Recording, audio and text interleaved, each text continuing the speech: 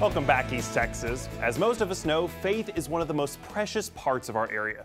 But as most of us know, life is not always a straight path. It can be challenging at times. We often always don't know what's coming next. And no one knows that better than Fred Meissner, a man who for the past 30 years has turned a precious hobby into a purpose for people around the world to receive.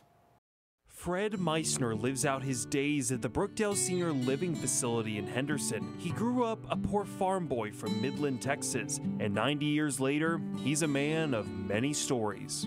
Fred is a talker. He loves to tell people about Jesus, miracles. It's just amazing what God has done in his life. But nothing is as impressive as his faith in the crossroads. When I was in high school, as a senior, I taught a Sunday school class. From there, his dream became clear. I wanted to be a minister. Only one problem. I can only read and write about as good as a fifth grader even to this day. Fred soon realized his gift wasn't his words, but his mind. I have a real good mathematical mind. I've graduated from Texas Tech with 2 extra grade points. His success would propel him to a career that was out of this world, where many saw the stuff of dreams That's one small step for man, soon become reality. one giant leap for mankind. We were given special tests to run because we always did a real good job. I was the senior engineer in charge of the lab for experimental technical work. 2 years into working for NASA, this poor farm boy helped man make it to the moon, a dream job that was just starting to take off. Ignition sequence has started. 6, 5, 4, 3, 2, 1, 0. We have commit and we have liftoff. At the height of his career, Fred was honored for his work on both Apollo 11 and Apollo 13. But after a few years, this up-and-comer says he felt called to step away into a life of simplicity, guided once again by his faith.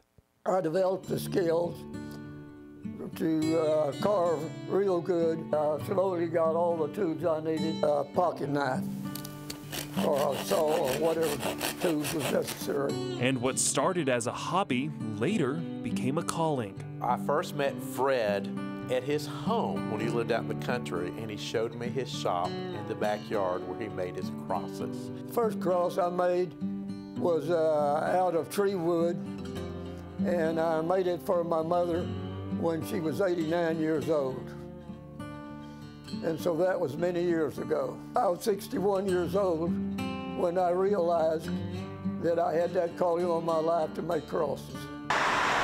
Making many for a church right in the heart of Henderson. You can just see how beautiful each and one of these, over 190 different crosses in our prayer chapel. Crosses from big to small, old to new, all over the world. Between 120 and 150,000. I even got 5 to make it to Russia. I got some to make to Iran, several thousand in Mexico, over 500 in Uganda. With a message that is carried across each and every moment of his life.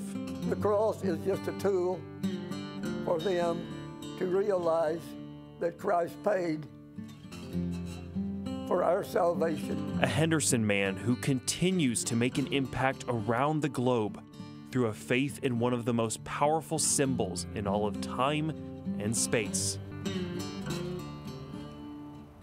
What a great story. Thanks. He's just an impressive guy, and he's just living in a senior living facility right there in Henderson. And you know, one of the most amazing things about him, I'll say this, that I didn't even know, was he was gifted a cross himself by the Queen of Uganda. Wow. For his efforts. I love that. I particularly love the fact that he found his calling at 61 years old. So it's just like a true testament that like your life may lead you into a different path. Yeah, seriously. I mean, I think it's also a true testament to know that like, you know, you always don't know what's coming next, but it's really just about having faith in the journey. Yes. Not planning everything in advance and relying on yourself, but knowing that there's always a plan from up above. Definitely. Well, thank you, William. What a great story. Thank you.